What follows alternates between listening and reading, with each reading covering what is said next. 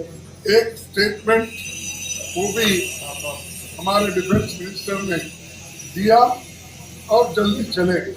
अभी अभी मैं पार्लियामेंट से आया हूं, जहां पर हमारे रक्षा मंत्री ने सरकार का पक्ष रखा, लेकिन बिना कोई सवाल लिए वो वहां से चल पड़े और सरकार को जिस प्रकार से देश के सामने इस महत्वपूर्ण घटना पर जो विवरण देना चाहिए था, उस जिम्मेवारी से वो भाग गए। आदरणीय अध्यक्ष महोदय, मैं इस गरिमामयी सदन को अरुणाचल प्रदेश के तवांग सेक्टर में हमारी सीमा पर 9 दिसंबर 2022 को हुई एक घटना के बारे में अवगत कराना चाहूंगा। प्लीज स्टेटमेंट के बीच में नहीं बोलते। नो प्लीज में छुट्टी भी थी। 9 दिसंबर 2022 को पीएलए ट्रुप्स ने तवांग सेक्टर के यांगसे एरिया में लाइन ऑफ एक्चुअल कंट्रोल पर अतिक्रमण कर स्टेटस को एक तरफा बदलने का प्रयास किया।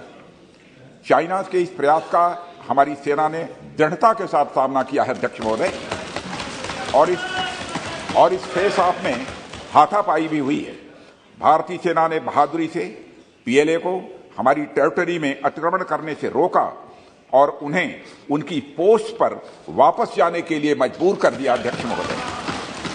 इस झड़प में दोनों ओर के कुछ सैनिकों को चोटें भी आई हैं और मैं इस सदन को अवगत कराना चाहता हूं कि हमारे किसी भी सैनिक की न तो मृत्यु हुई है और न ही कोई गंभीर रूप से घायल हुआ है।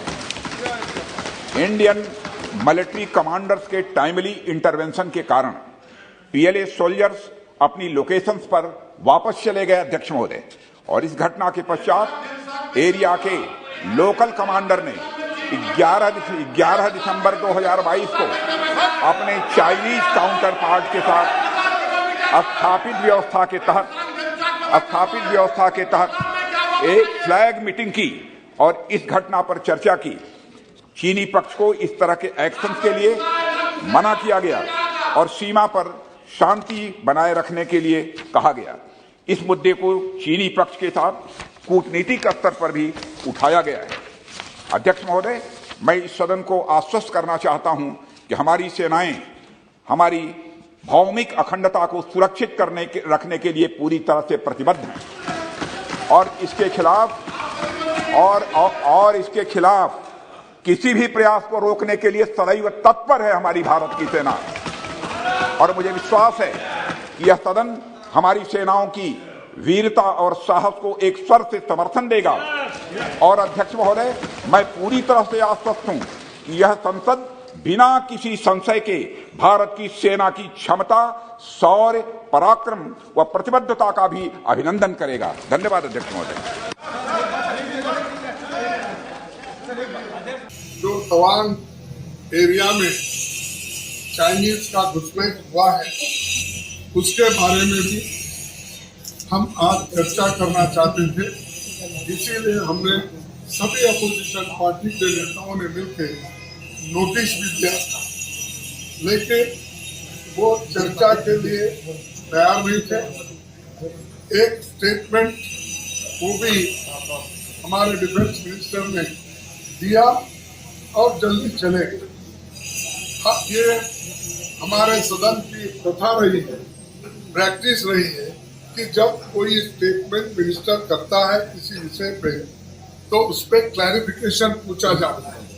और हमको यही कहा गया सदन के नेता ने और हमारे डिप्टी सभापति ने भी यही कहा कि क्लैरिफिकेशन का अवकाश, लेकिन क्लैरिफिकेशन को भी उन्होंने हमको मौका नहीं दिया और हमारे बात सुनने के लिए भी वो तैयार नहीं है। हम यही चाहते थे कि चर्चा के बाद सुन के वो रिप्लाई दे, हम सुनने के लिए तैयार थे, लेकिन उन्होंने इस मसले को अपने ही तरीके से एक प्रचार लेने के लिए अपनी बात रखे और चले। ये देश के लिए अच्छा नहीं है। देश एकजुट रह के, हम देश की एकजुटता के लिए, एकता के लिए सभी मिलकर काम कर रहे हैं।